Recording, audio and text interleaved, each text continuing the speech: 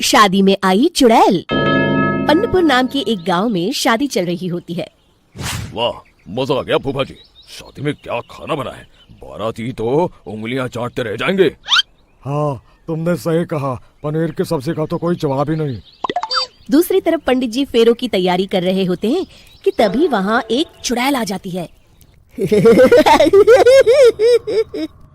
अरे मर गया रे, ये चुड़ैल यहाँ क्या कर रही है? अरे दिवाकर जी, ये आपकी कौन सी रिश्तेदार है? अरे मुझे क्या पता, क्यों भाग्यवान, कहीं ये तुम्हारे मायके से तो नहीं आई है।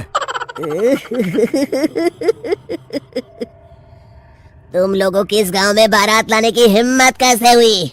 मेरे रहते इस गांव में किसी की शादी नहीं हो सकती। अब तुम लोग देखो मैं क्या करती हूँ। अरे मर गया रे, मैंने सुना है ये जबान की पक्की है। भागो रे भागो, वरना ये चुड़ैल किसी को नहीं छोड़ेगी।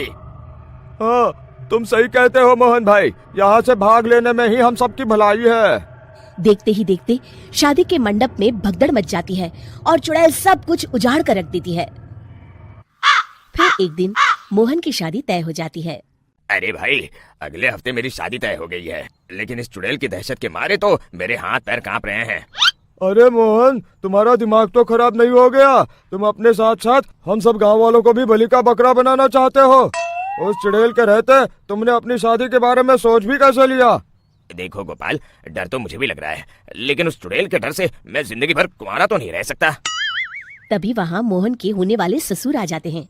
अरे ससुर जी आप? देखो, अब तक मैं तुम्हारा ससुर बना नहीं हूँ और शायद बनूंगा भी नहीं। ये आप क्या कह रहे हैं? मैंने तो शादी का कोड भी सिलवा लिया है। मैं अपनी बेटी की शादी किसी अच्छे गांव में कराना चाहता हूँ।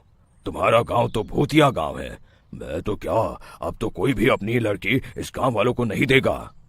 इस तरह चुड़ैल के डर से उस गांव में किसी की भी शादी नहीं हो पाती। फिर एक दिन गांव के जमींदार अपनी बेटी की शादी करने का विचार करते हैं, लेकिन चुड़ैल के डर से उनकी भी हिम्मत जवाब दे देती है। अगर मेरी बेटी की शादी तय समय से नहीं हुई तो मेरी नाक कट जाएगी। मुझे कुछ करना ही होगा। एक सलाहकार के कहने पर जमींदार काशी से एक बहुत ही नामी तांत्रिक को अपने घर बुलवाते हैं, जो भूत चुड़ैल को पकड़ने में माहिर माना जाता था। जमींदार साहब, आप चिंता मत करिए। इस गांव की सीमा में प्रवेश करते ही मुझे उस चुड़ैल के बारे में सब पता चल गया था। आप उसे जल्दी से जल्दी कैद कर लीजिए ताकि मैं अपनी बेटी की शादी कर सकूं। जब वो चुड़ैल एक इंसान थी, तब ठीक उसकी शादी करने वाले दिन ही उसकी और उसके होने वाले पति की एक दुर्घटना में मौत हो गई थी। उसका होने वाला पति आज भी भूत बनकर जंगल में भटकता है। इसलिए जब तक चुड़ैल की शादी नहीं हो जाएगी, वो किसी और की भी शादी नहीं होने देगी। ये आप क्या कह रहे हैं? अगर वो भूत भी हमारे गांव में आ गया तब हमारा क्या होगा? ये आदमी बीच में बहुत बोलता है, इसे बाहर निकालो। उसके बाद तांत्रिक बताते हैं कि अगर उस भूत के साथ चुड़ैल की शादी करा दी जाए तो वो चुड़ैल हमेशा हमेशा के लिए उस गांव को छोड़कर चली जाएगी। जमींदार साहब, आप अपनी बेटी की शादी की तैयारी शुरू कर दीजिए। मैं कुछ गांव वालों को अपने साथ लेकर उस भूत को ढूंढने जंगल की ओर जाता हूँ।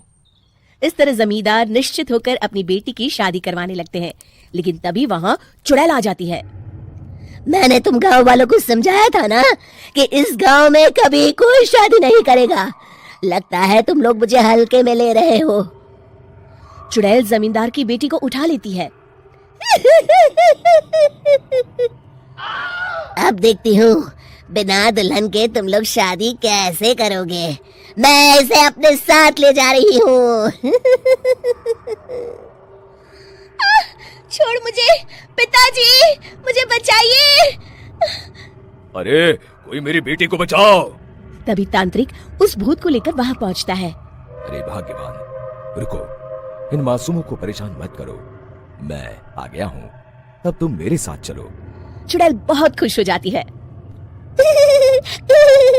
आप आ गए, चलिए अब हम मंदिर में चलकर शादी कर लेते हैं। अरे अरे अरे अरे, ये क्या कह रही हो? मंदिर में जाके दोबारा मरना है क्या? चलो, आज से हम जंगल में रहेंगे। चुड़ैल चली गई, अब मेरी शादी हो जाएगी। इस तरह सभी गांव वाले खुशी से झूमने लगते हैं।